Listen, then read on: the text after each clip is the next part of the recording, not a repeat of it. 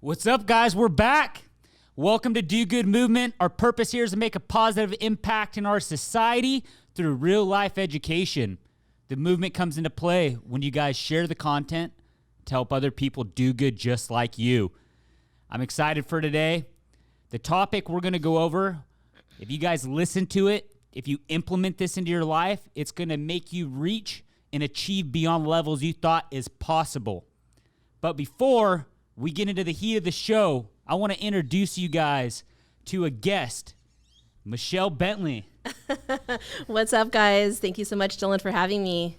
Thank you for coming. How you feeling? Good. I'm super pumped. It's exciting to be in this room and being part of the team that was able to build this out and actually participating in it. It's amazing. Super excited. I'm so happy to have you here. I'm grateful to have you here. And I know the audience will be grateful as well once we get to the end of this thing. We have a lot of good stuff we're going to be going over. Awesome. You kicking ass this week? Hell yeah. It's been a great week so far. Yeah? What are some wins? Lots of great stuff going on. Our team wrapped up some really great campaigns this week for multiple internal clients. Nice. Actually onboarded a new client this week. So we're on a roll. Lots of great conversations happening, not even just within our internal team, but also external teams as well. So how do we get better? How do we collaborate better?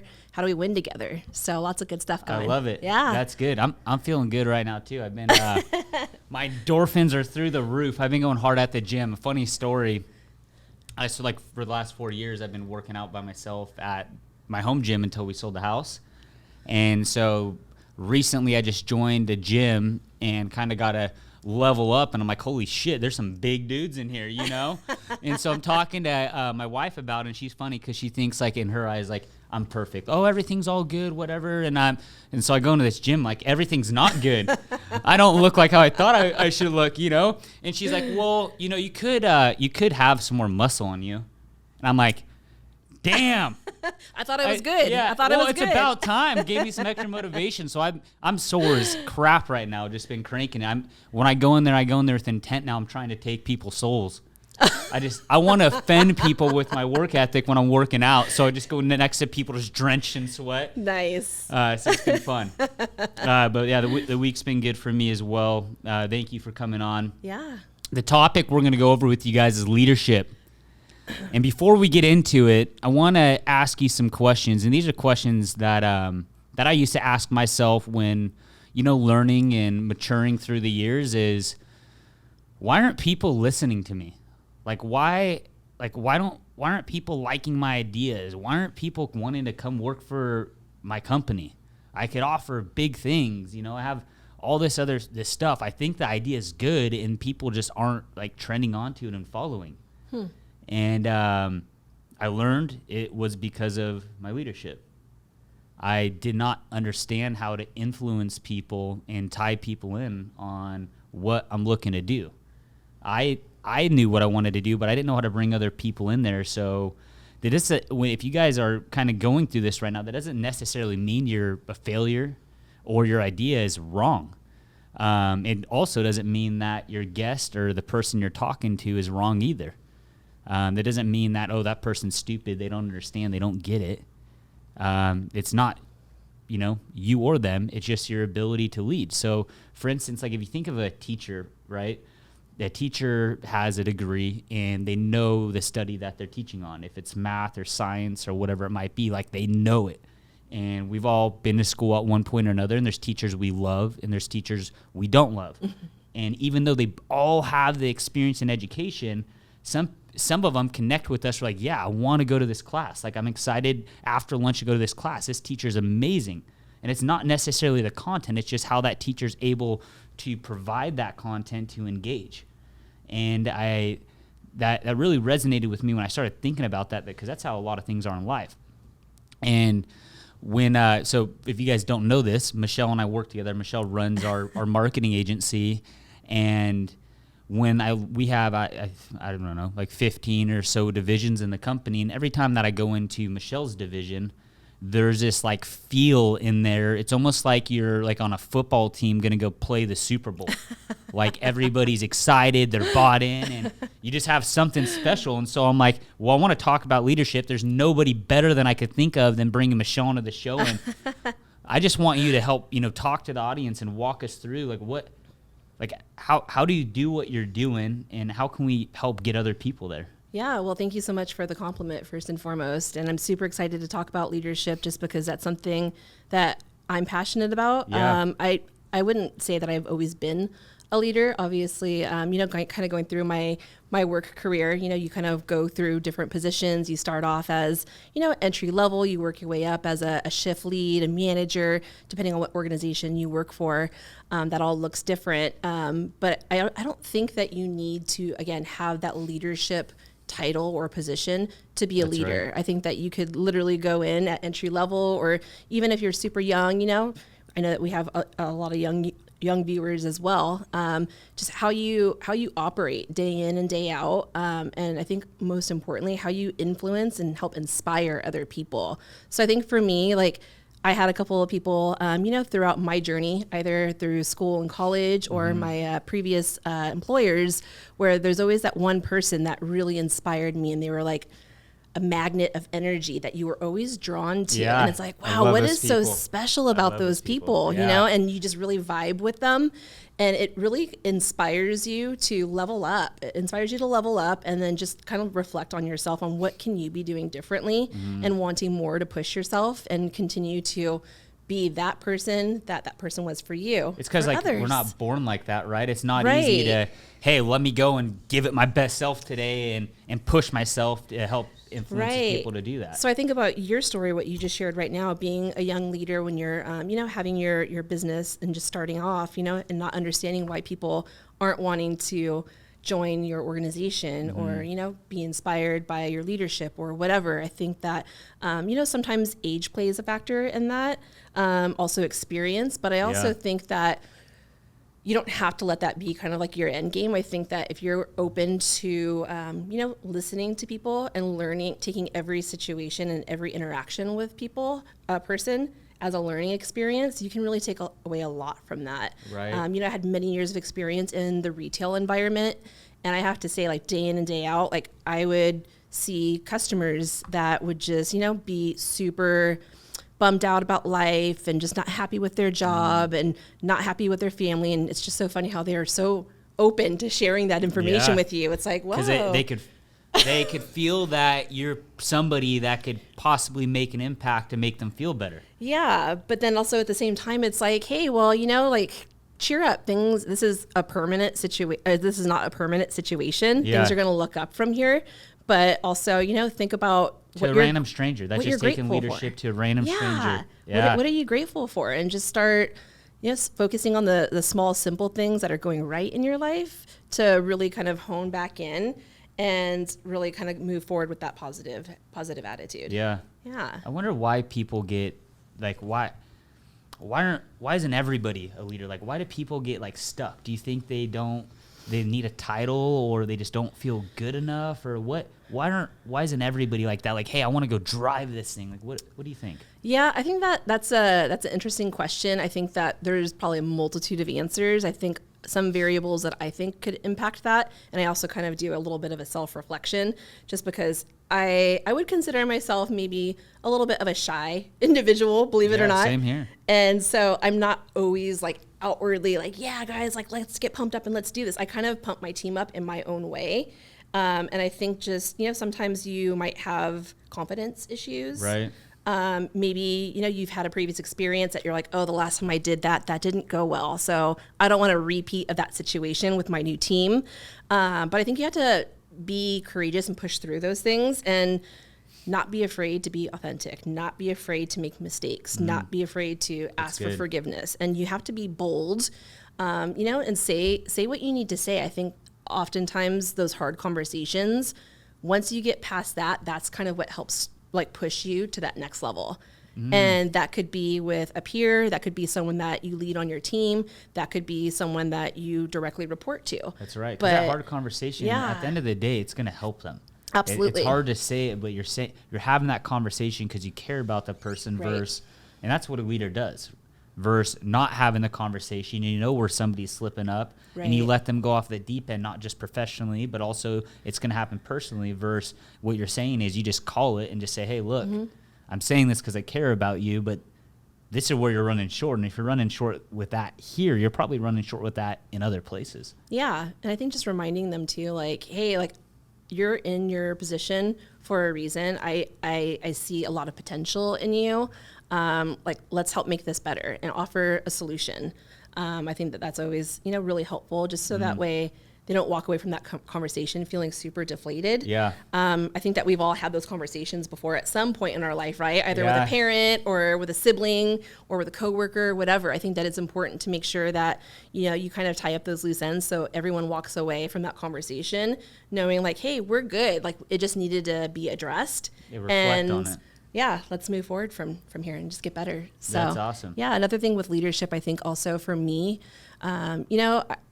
everyone says, oh, don't take it personal. For me, I take it personal because if someone on my team is upset for a reason, like, I want to know why. Like, what makes them tick? Like, what's digging at them? How can I make sure that I set you up for success? Not because I want you to be, high efficiency, like, producer, like, get all this work done. I actually care about you as a person. And, I want to know, like, how we can work together to find a solution to make sure that you come to work day in and day out and you feel good about what you do. Yeah. You're happy. And people want to work hard for people that they like. Yeah, absolutely. And same thing with business, right? Yeah. So, you think about different business organizations. Well, it's like, I think that customer service is kind of like it's a dying, I think, what is the word I'm looking for here? It's a dying breed. It's a dying breed. I don't know. I just feel like it's so hard to get good customer service these days.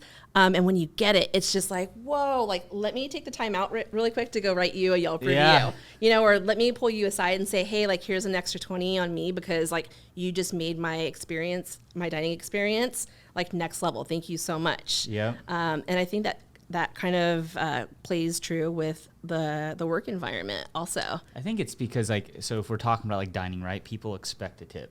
Sure. Right. So they're already counting that into their monthly budget as like, hey, I'm going to get X amount of dollars in tips. Right. And a lot of people don't favor me for this, but I tip off of experience. Like, if you did a good 100%. job, you're getting a big tip. You did a bad job, you're not getting a big tip. And so now that person go home and hopefully reflect on, why did that person tip me like shit, right? Or why did that person gave me a massive tip? What did I do tonight? Right. And I think that you hit a good point here too. And that kind of goes back to, like, people have this, like, set expectation of, oh, because I'm here and I do this, like, this is kind of like a guarantee for me, and I think that, not to kind of go completely off topic here, but I think that it's still relevant to what we're talking about, is just, knowing that nothing is certain. And in leadership, knowing that, your team can go work anywhere else, but they choose to stay here and they choose to work for your organization, right? And so for me, I kind of reflect back on, like, well, I'm sure you've probably heard this term thrown around before, but it kind of goes back to servant leadership. I think for me, I serve my team. I show up every single day to make sure that they have the tools and the resources and the information that they need to drive projects forward. Yeah. And when they don't, I drop what I'm doing to make sure that I can help assist to make sure that happens. Why? Because I want them to feel good at the end of the day on whatever project it is that they're working on. So for me, that's kind of, I think about, like, being a waiter. It's like, hey, how can I serve you? Like, let me go above and beyond to make sure you have a great experience. And then the person's going to want to do it back. They're going to want to do it back, That's right? right. So, and that's infectious. I feel like you can kind of see that transcend through other people that you collaborate with. Yeah. And also even your clients. In my situation, we deal with a lot of clients. And so just, really having that positive, upbeat attitude and just great communication and collaboration, that favor is returned either through the means of a referral or just continued business with us. Yeah, it's amazing. And, like, when I look at our business model, our how we set the whole thing up is not off of, like, the product or price. It's what are we doing for other people? Right. And as I've been able to kind of step into my role as the CEO, and we brought James on to help run the business, that's been my number one focus, is how do I better take care of our team, and how do I better take care of our customers? Because our team gets to choose to work here, and our customers get to choose to come here. Right. And I want them to be here forever.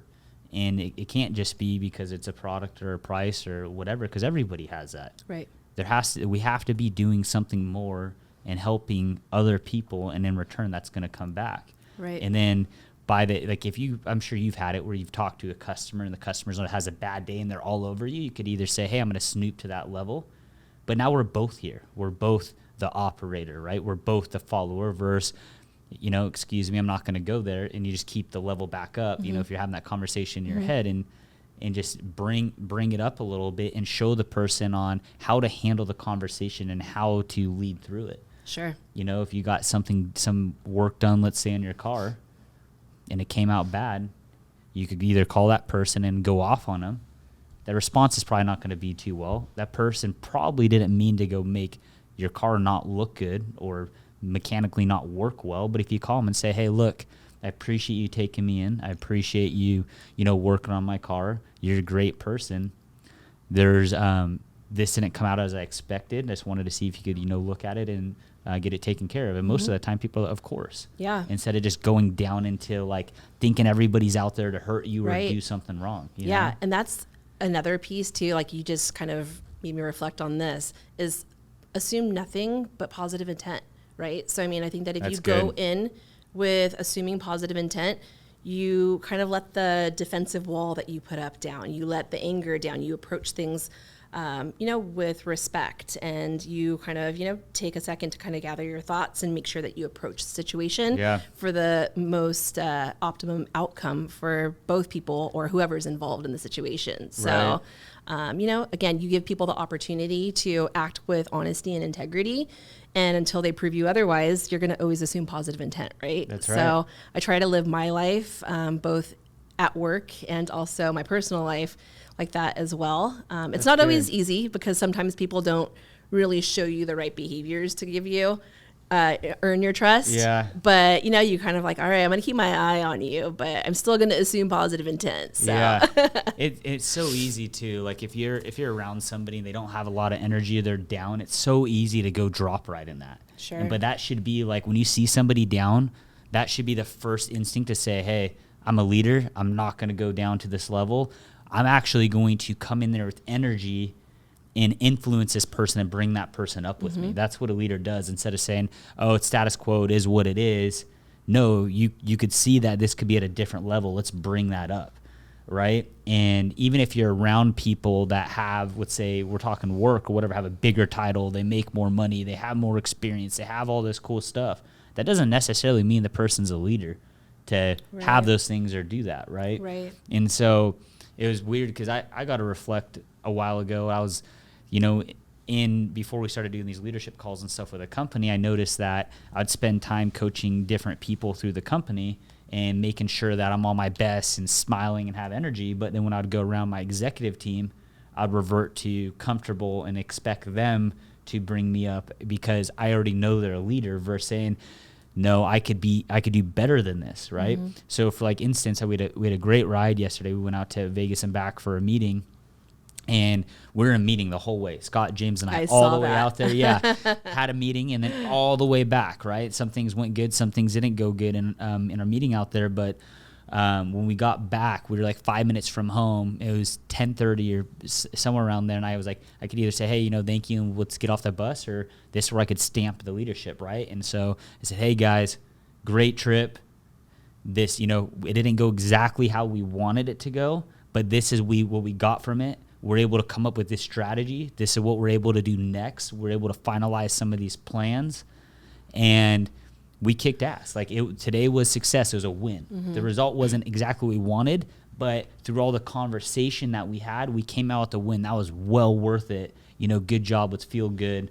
I'll catch you guys in the morning. Yeah. And just, give that last stamp and say, no, I'm a leader. I need to step it up and bring that up. So now next time they're probably going to do, and we're just going to keep bouncing it back and forth and just end up on that next level. Yeah, no, that's a great point. So I guess my question for you is like, what are you working toward? How are you getting better about remembering to do that every single time, even if the interaction isn't great? Yeah, it's so it takes a bad interaction to understand what I need to go work on to make a better interaction. And so what I realized as I'm getting more time and allowing my mind to think, I spend a ton of time reflecting. Like I I probably think way too much, but I spend a lot of time reflecting. Every conversation after we finish this show, I'm going to be thinking, I could have done this. I could have done that. Wait, what's your astrological sign? Because you sound like a Virgo, because that's me. I'm like over analyzing things all the time. Yeah, but it's all for the better, because I want to get better. So I'll recap the day. I'll recap every meeting, and I'll look at it like, what can I do? What could I have done better? Mm-hmm. And I mean, life's good. Everything's amazing, but there's so much more out there. And if we open our mind up to say, like, I want to get better, I want to do this, it's crazy on the stuff you come up with on, like, hey, that week we're crushing it, right? Mm-hmm. So like our sales, we're crushing it right now. How do we crush it times 2? Right. You know, like, that's amazing, high five, but how do we do better? And I just keep asking myself that on every question. And then so when I go into it tomorrow and I'll end a meeting, that's one thing I'll do. And then sometimes, like, there's a lot of stuff to remember, and so you'll forget. And so you just need to start writing down, like, what I'm starting to do is, like, what's very important to me. So this is our 3rd show, and after our 2nd show, I'm like, I don't know if I hit all the pieces, like, to really pull everybody in. So, like, what's the purpose? Like, what am I trying to do here? Mm-hmm. And I started writing it out. So now before I go into one of these recordings, I'm like, this is what I need to do to drive the purpose of the show that I'm trying to put together. Gotcha. And I have to keep, like, reminding myself that, because it's very easy for us to be like, oh, my God, it was a hard week. Everything's good now. I'm going to go to be the comfortable Dylan. Yeah, it's a change behavior, right? Yeah. Change behavior. You're going to change your habits, just change the way that you operate in order to get a different result. So. And it's hard to do with friends too, right? So you come here and you're like, I need to, you know, like, this is me, but I need to get here. And then you're, like, waiting for the day to get over to go back to where's a comfortable spot. But it's just like, how do we keep raising that temperature so we just continue to be on that level and then go to the next level? And it's just practice. Mm-hmm. It's the same thing as exercise. Practice to get there. And it's like, as soon as you stop doing something, it goes back. Yeah. You know, it's like running up a treadmill uphill. Yeah. So one thing that you said right there is just, like, you know, executing at work and having that high level of energy and leadership at work. How does that transcend into your life at home? Almost exact. Yeah. It used to not.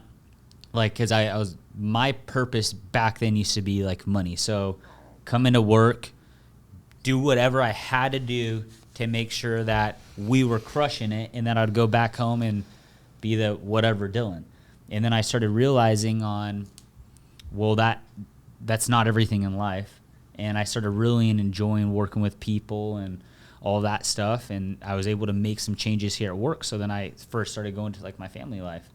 Like, why am I not doing this here? Mm-hmm. You know, after work, I'm exhausted from work and exercising. And then I have my 2.5-year-old daughter and my wife. And I got to remind myself that they're there hanging out all day, you know, doing what they could do to have fun. And they're just thinking of me during the day and can't wait till I get home. It's just like a dog, right? Sure. In the most respectful ways. Like, the dog just loves you and can't wait to see you and just wants that attention. And I just try to spend time putting myself in their shoes and saying, well, what would I want? You know, like, that's great. We have all this cool stuff, but do I get the best of you? And in the past, it was no. And as now, like, when I'm driving home, I make sure I get into that mood and just say, like, whatever's at work, happen at work. Right. Like, we live this life one time. I'm going to open that door and I'm going to go in hard. And then just amp myself up. If I'm not in the right mood, I'll go. I like endorphins. Like, I'll go get some exercise in to get my, you know, I guess my endorphins up, and then, you know, go crush it at home. But it's just like, sometimes I'll sit there, like, and I'm not perfect, so I don't go home every day like this, but I'll sit there and I'll be in conversation with my family, and I kind of notice myself just being boring or just, like, staring off, and Lindsay's good at calling me out on that stuff, and then I'll be like, we're on our phones, right? Yeah. We're sitting in the same room. We're on our phones, not engaging with one another. Yeah, I don't do that anymore. I just phones away. My husband and I are still a little guilty of that, so we're trying to break that habit. But it's hard. It's a release sometimes, just to like just like video games, right? Just like do nothing. This is what you do, or coloring or whatever. But yeah, I would just like sometimes I will get home, not be in the right mood, and then I'll realize, like, what if I wasn't here tomorrow? Like, is this how I want to go out? Like, is this how I want to be remembered? And I have to get like. I kind of hate that I have to go that deep, but I have to go that deep because I want to live every second with intent, you know? Mm-hmm. How about you? Yeah, I mean, for me, it's just, I was reflecting on that actually today because I knew that we were going to talk about leadership, and I was just thinking about how that transcends into my personal life. And I think for the most part, like without even like provoking the conversation, my friends would probably label me as a leader. Yeah. And how I show up in our conversation day in and day out, and how I engage with my friends, is obviously different in how I show up at work, but not by much. But then I think about my relationship with my husband, and I'm like, how do I show up for him every single day? And, I come into work and I'm super energized, and, you go through your day and you're just like, oh, I'm exhausted. I just want to come home and just chill out on the couch, maybe throw on some Netflix, or just get on your phone and just kind of aimlessly, scroll, right? Yeah. And I'm really making a conscious effort to intentionally stop doing that. That's so cool. And it's so hard. It is so hard. Like you have to like literally catch yourself and like shoot, throw it away. And like, all right, babe, we're having a conversation right now. How was your day? Like, let's talk through that. Just because just as important as it is to lead, be a leader or, whatever at work, it's important that you extremely important keep those relationships and you take that leadership and that ownership over your relationships at home too. Right. And so for me, like I want to show up better for my husband, and I hope that he would say that, I inspire him to do better and be better as well. So, I'm really focusing on walking because in like that a talk. Relationship, it's like, oh, the other person should do this or the other, right? Yeah. It's like back and forth, like, why aren't you making me excited? Like, no, we both need to drive this thing home. It's both of us. Exactly. So we're definitely making some improvements there, but it's hard. Yeah. It's hard, and you really have to kind of peel back the layers and reflect back on like, wow, like yesterday I did it again. Like, what can I do differently tomorrow as I come home, and like make some plans, like do something different. There you go. And Making just call plans, the shots. having something excited. Yeah. Have something excited about, something to talk about, to go do it. Yeah. I'm sure you're the same, but I don't believe in like divorce. Like when I'm married, I'm married. Like it is what it is. Like we get into the biggest argument or whatever disagreement, like, well, we're fucking stuck with each other. So let's find a way to make this fun, And that's how it is. And so it makes you start thinking and put different things together and all that stuff. Yeah. And it's just like, you raise you lead an amazing team, and I lead an amazing team as well. And so like we both have it in us to go do that with not just work, but we could do it in our home life and our other friends, Definitely. And it just got to like snap that in gear and think about it and talk about it and say, this is what I'm going to go do on your drive home. Yeah. And it's like a learning experience too. I ask my friends, I'm like, hey, what do you guys do? Like when you come home from work, like what is your guys' like routine, or what do you guys do to, make sure that you guys are connected still? I know what you do. What do you do? I know what you do. Oh, I was driving home like I don't know, it was probably like 3 months ago, and I look over, I see this black car, and you're out there just dancing in your car. Hey, Michelle!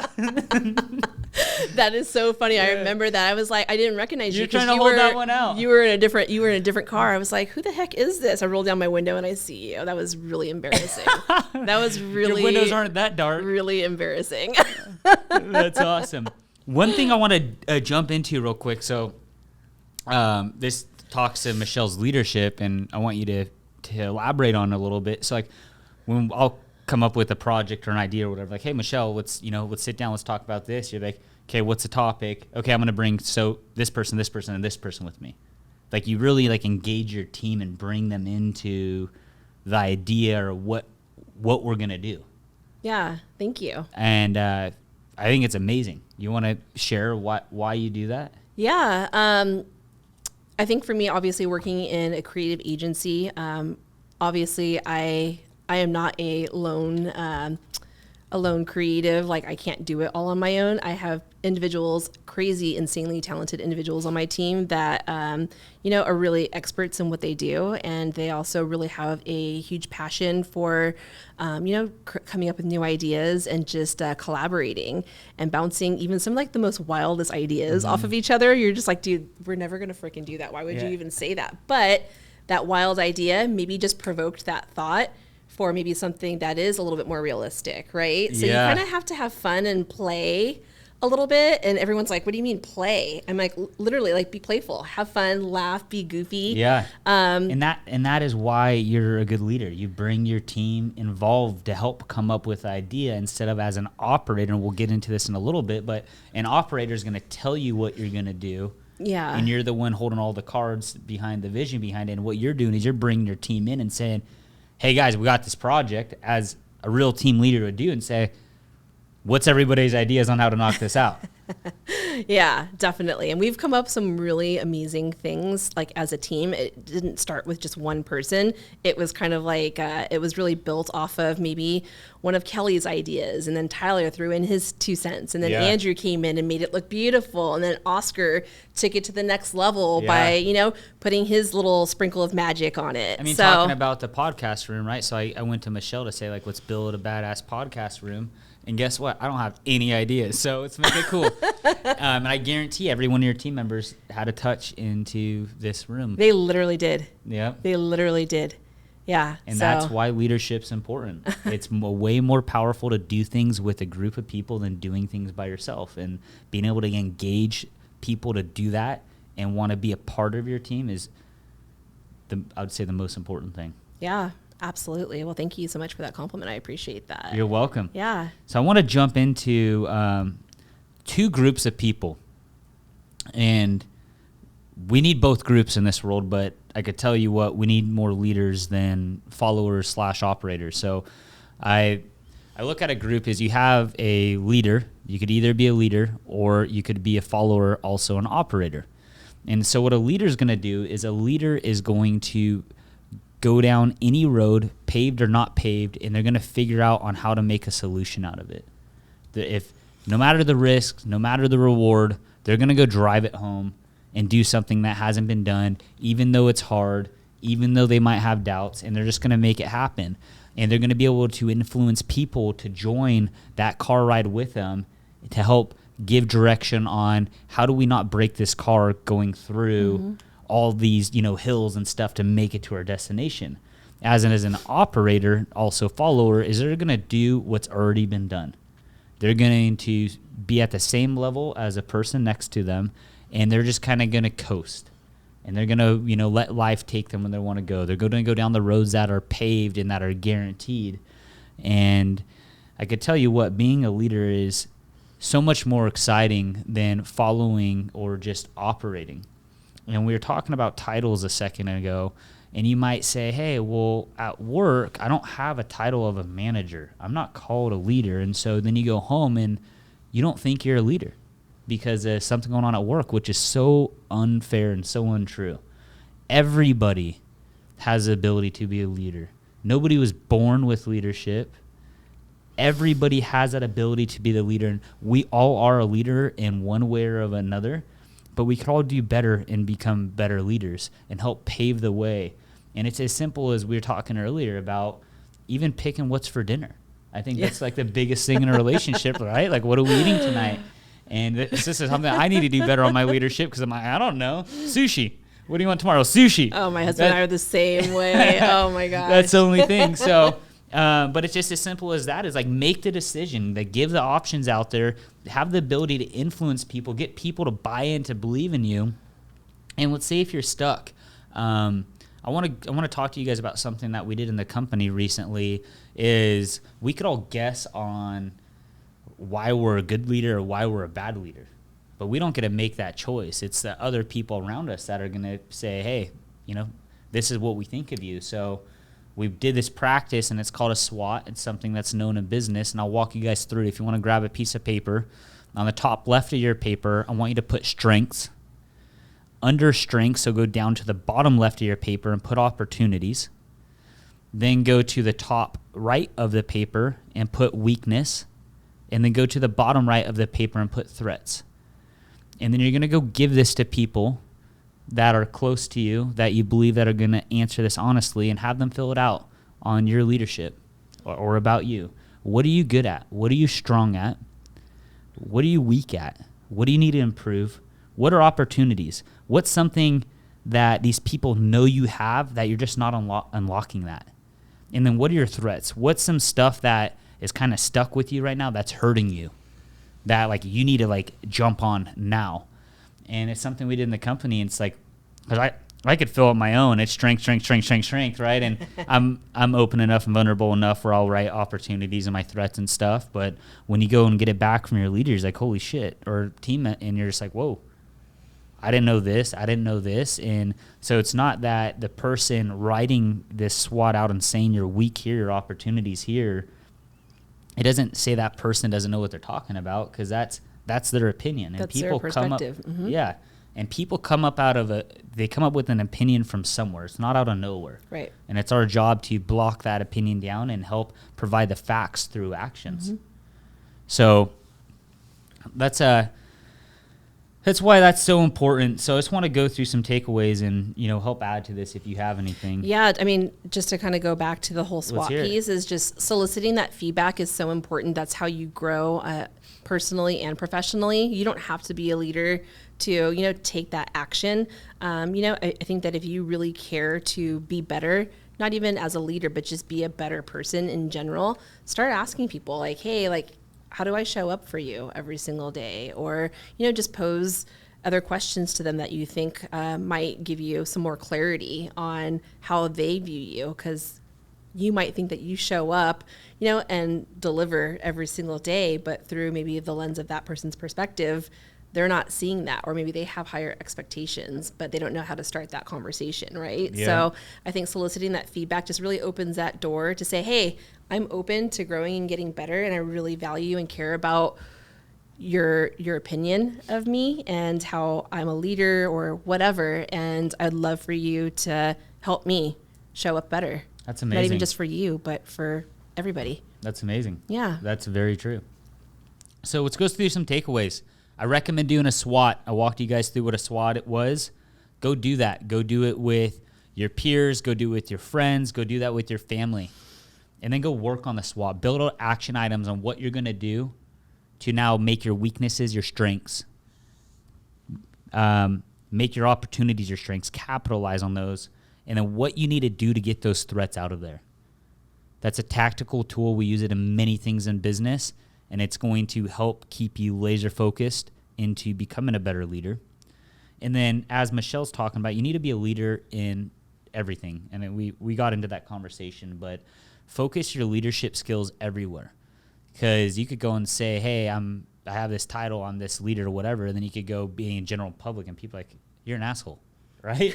So focus your leadership skills everywhere. And then don't worry about a title. You guys will make your own title. If you guys focus on what we taught today in leadership, the title will come. If you ever have to say, this is who I am, this is what I own, this is my title, you just knocked your stool down and fell to the ground, and good luck coming up from that. You have anything you want to add to these takeaways? We covered a lot of good stuff. Yeah, I think just kind of going back to the whole like leadership piece again with the titles, I know that titles are important to a lot of people for a variety of different reasons. Either they've been in a career workforce for a really long time and that's how they attribute growth and development.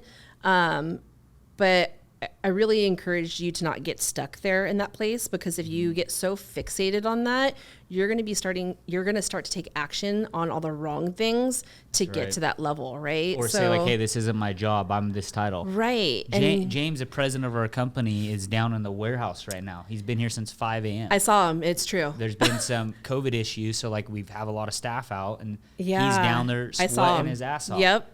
This guy came from running a public multi-billion-dollar business, has joined our business because he believed in me and our people and what we're doing, a very small company, and believe we're going to take this thing to the moon. And he's down working with his hands in a warehouse right now. Yeah. He doesn't care about his title. Yeah. That's a leader. Yeah, absolutely. So, I mean, I think just getting down in the trenches, there's a plethora of things that I think just kind of get wrapped up in that whole leadership, like the definition of leadership. Yeah. And I think part of that, is just, really making sure that you have enough humility to acknowledge your mistakes and acknowledge that you don't know and you don't have all the answers. Yeah. And say that, speak up, and don't fake it till you make it. I think that's one of those things where people have this, you kind of think about like Instagram, right? Everyone posts all their like beautiful things and it's just like, wow, like how come I'm not like that?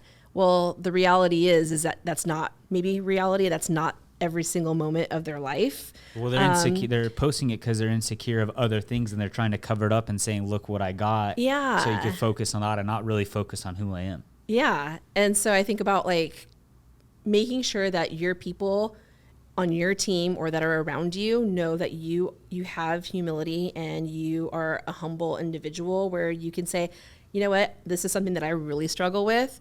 I know that you're great at this. How can you provide me coaching or feedback to get better?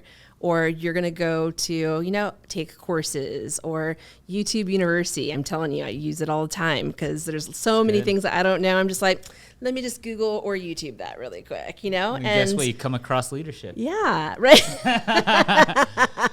So I think it's one of those things too where, like as a leader, you might not know all the right answers on how to get there, but you're going to really like fight tooth and nail to figure it out and do whatever it takes to cross that finish line and bring your team along for the ride for the win.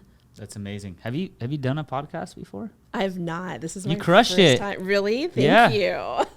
That's awesome. Good job. Thank you. Tyler, make sure you do a really nice soft filter edit on me. Is this my good side?